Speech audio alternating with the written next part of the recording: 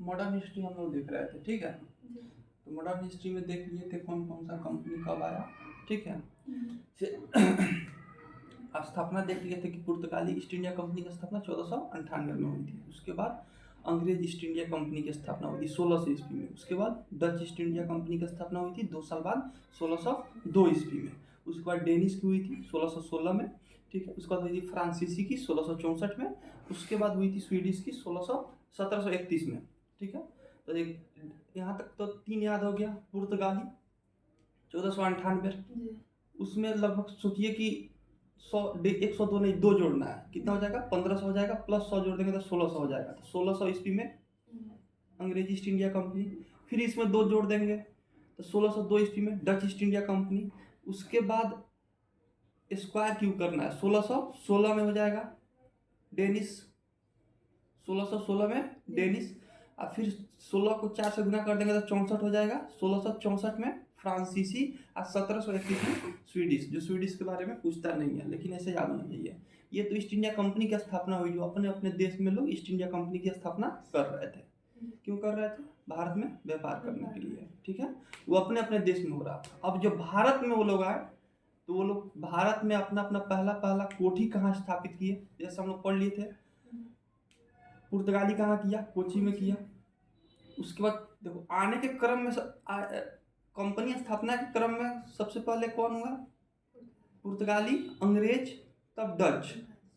वो अपने कंपनी स्थापना कर रहे थे। लेकिन भारत में कोठी बनाने में और आने के क्रम में सबसे पहले कौन आ गया, पहले तो पुर्तगाली आया, उसके बाद डच आया, तब अंग्रेज आया। इसी तरह वो लोग अपना कोठी बनाए। तो पुर्तगाली 1503 में कोठी बनाया, 1605 में कौन बनाया, डच बनाया। 1611 ईस्वी में कौन, अंग्रेज बनाएगा। 1620 में डेनिश बनाएगा और 1668 में कौन बनाएगा, फ्रांसीसी बनाएगा, ठीक है। ये हम कल लिखवा चुके हैं। तो इसमें क्वेश्चन पूछ देता है कि कंपनी की स्थापना सबसे पहले किसकी हुई, पुर्तगाल, अंग्रेज, तब डच की हुई। पुर्तगाल, अंग्रेज, तब डच की हुई। लेकिन भारत में कोठी बनाने का क्रम में उल्टा हो जाएगा, यहाँ पे पुर्तगाल, डच, तब अंग्रेज हो जाएगा। इस चीज को याद रखना है। भारत में आने का क्रम भी क्या हो जाएगा, पहले पुर्तगाल आएगा, तब डच आएगा, तब कौन आएगा, अंग्रेज आएगा। लेकिन कंपनी बनाने में डच से पहले कौन बना लिया था, अंग्रेज कंपनी बना लिया था। तो यहाँ पे देख लिए थे। अब डचों की हम लोग इसका बात कर लिए थे, पुर्तगाली की बात कर लिए थे। कोची में अपना पहला फैक्ट्री बनाता है। पहला गवर्नर इसका कौन होता है, अल्मीडा होता है, फ्रांसिस्को दी अल्मीडा होता है। 1505 ईस्वी में पहला इसका वायसराय बन जाता है। उसके बाद 4 साल बाद 1509 में अल्फांसो दी अल्बुकर्क बन जाता है, इसका वायसराय बन जाता है। 1510 ईस्वी में बीजापुर के सुल्तान यूसुफ आदिल शाह से गोवा को जीत लेता है। ये हम लोग पढ़ चुके थे, ठीक है। डच के बारे में भी कल हम लोग देख लिए थे कि डच आएगा तो 1605 ईस्वी में क्या करेगा, कंपनी बनाएगा, कोठी बनाएगा। पहला कहाँ बनाएगा, मसूलीपट्टनम में। दूसरा कहाँ बनाएगा, पुलिकट में बनाएगा।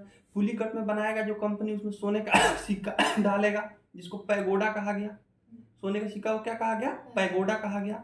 और वहां पे पहली बार औद्योगिक वेतन भोगी रखेगा, ठीक है। महीने के हिसाब से अपना कर्मचारी रखेगा उसमें काम करने के लिए, ठीक है। ये क्वेश्चन पूछता है, ठीक है। उसके बाद क्या हुआ, एक नया सिलेबस में एक ऐड हुआ है, कोलाचेल की लड़ाई, ठीक है। कोलाचेल, इसको देख लेना, कहीं पूछ दे, कोलाचेल की लड़ाई। कोलाचेल की लड़ाई नहीं, बीपीएससी में कहीं पूछेगा लड़ाई, कोलाचेल की लड़ाई। ये मार्तंड वर्मा, ठीक है। कोलाचेल की लड़ाई किसके किसके बीच हुआ था, मार्तंड वर्मा और डचों के बीच हुआ था। एडमिरल डी लयास था, ठीक है।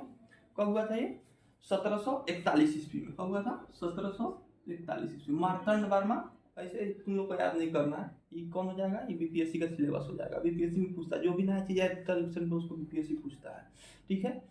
कोलाचेल की लड़ाई में किसके बीच हो जाएगा, मार्तंड वर्मा और एडमिरल यूस्टाचियस डी लयास के बीच होगा 1741 ईस्वी में। ये इंपॉर्टेंट नहीं है, ठीक है। अब क्या हुआ कि हम लोग को इतनी सारी कंपनियां आई, लेकिन लास्ट में कौन कंपनी एक बचती है, सिर्फ अंग्रेजी ईस्ट इंडिया कंपनी। क्यों बचेगी, क्योंकि वो सबको हराती है, सबको भारत से बाहर खदेड़ देती है और खुद भारत पे अपना राज करती है। कोई भी कंपनी भारत पे राज करने के लिए नहीं आया था। वीडियो फ्रेश आ रहा है, जो भी कंपनी आया था भारत में व्यापार करें,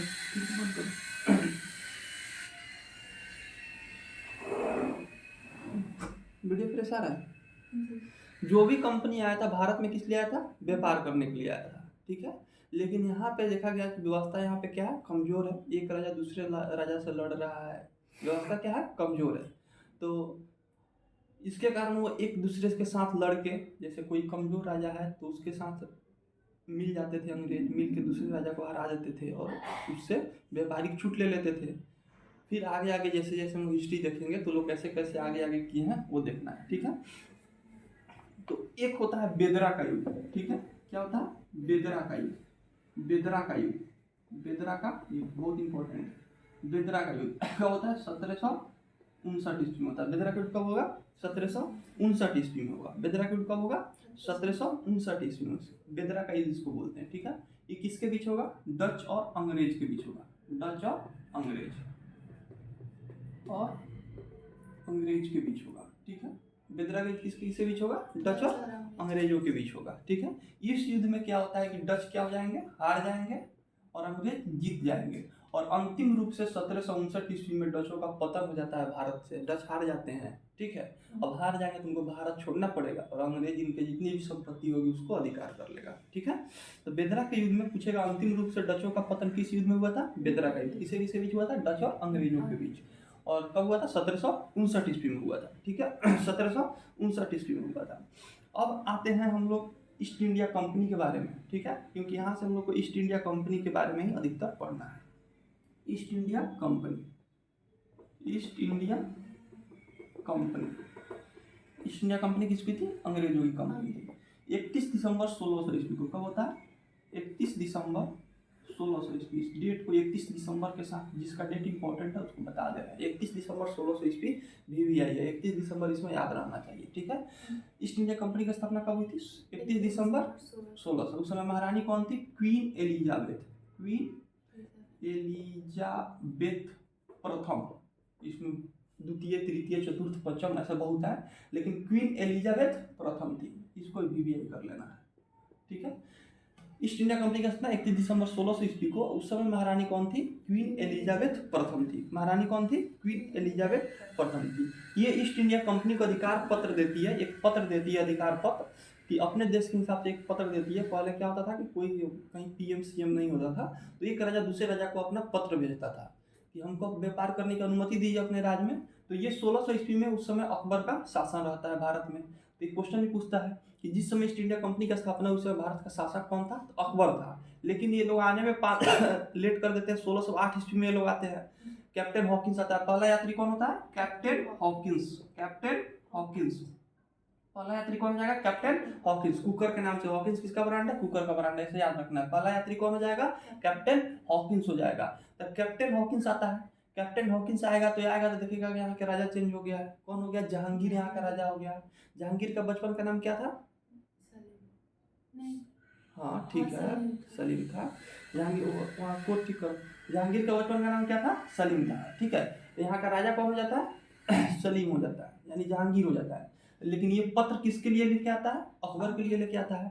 फिर यहाँ पे ये बताता है, फिर पत्र देता है जिसको व्यापार करने की जहांगीर अनुमति दे देता है, क्योंकि ये भी फारसी भाषा का ज्ञाता होता है। और मुगल बादशाह का जो ऑफिशियल लैंग्वेज था हम जानते हैं कि क्या था? फारसी था, ठीक है। तो ये फारसी भाषा का एक ज्ञाता होता है, फारसी में बातचीत करता है। जहांगीर खुश होता है। जहांगीर खुश होने के बाद इसको क्या कर देगा? अनुमति दे देगा कि तुम व्यापार करो, ठीक है। तो 31 दिसंबर 1600 ईस्वी को ये हो गया, ठीक है।